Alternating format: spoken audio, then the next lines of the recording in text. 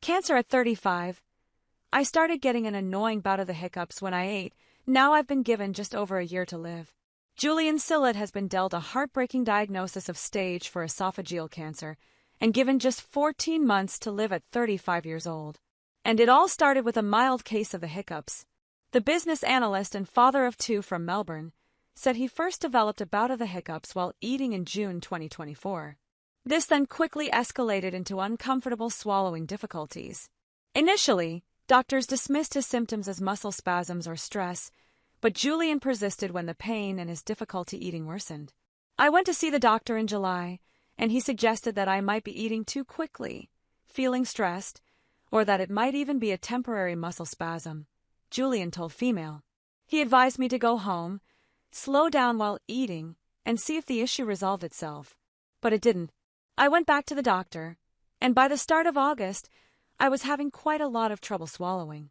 Food would get stuck in my throat, and it was very painful. He said that he had to try and wash everything down with water, which barely helped.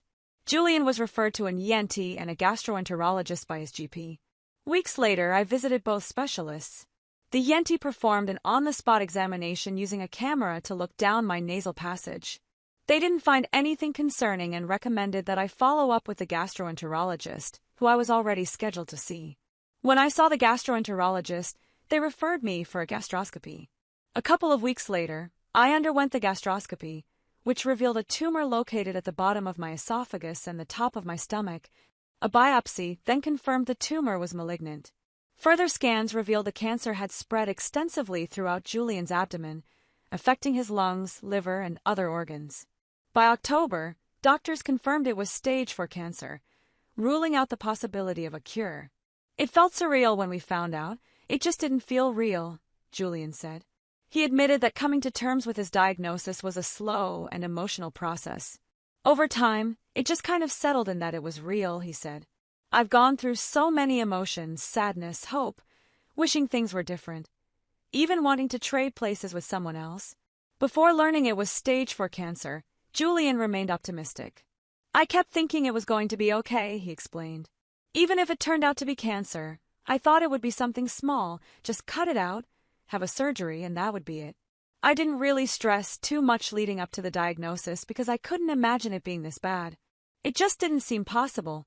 The devastating reality only hit him after the oncologist delivered the final prognosis. When they told me it was stage 4, everything changed, Julian said. That was the moment it all became real. Julian's wife, Evelyn, and his parents accompanied him to the oncologist when he was told about his prognosis. His family initially struggled with acceptance as well, clinging to hope of beating the disease. Even though we'd been told it couldn't be beaten, a lot of my family were still talking about how we'd fight it, he said. Julian began palliative chemotherapy in November. The father of 2 faces a rare type of aggressive cancer, and Julian's genetic makeup also makes it more difficult to treat. Julian's surgeon has advised him that the tumor is inoperable and there is no cure. Prior to starting chemotherapy, a stent was inserted into Julian's esophagus because the tumor, which is near to the opening of the stomach, was making it difficult for him to eat solid food. The treatment, which includes infusions and daily chemo tablets, has brought challenging side effects, including lethargy, loss of appetite, and extreme sensitivity to cold. My doctors put me on a treatment plan, but they said there was no cure. The cancer is too widespread and it's too late. He has also been struggling with side effects from chemotherapy. The infusions really knock me about, he explained. I get pins and needles, numbness, and a metallic taste in my mouth. I can't eat or drink anything cold, and even room temperature food has to be heated for me to eat it. Despite the physical toll, Julian is determined to make the most of his time. Julian and his wife have 2 children, aged 1 and 3, who are too young to understand their father's condition. We can't talk to them about me having cancer, he said, but I would love to see my kids go to school. That's my one wish. The support of his family has been a source of strength. Both sets of grandparents have been helping a lot with the kids, and friends and family have shown their support, helping around the house, Julian shared. Julian's story is a stark reminder of the importance of early detection and persistence.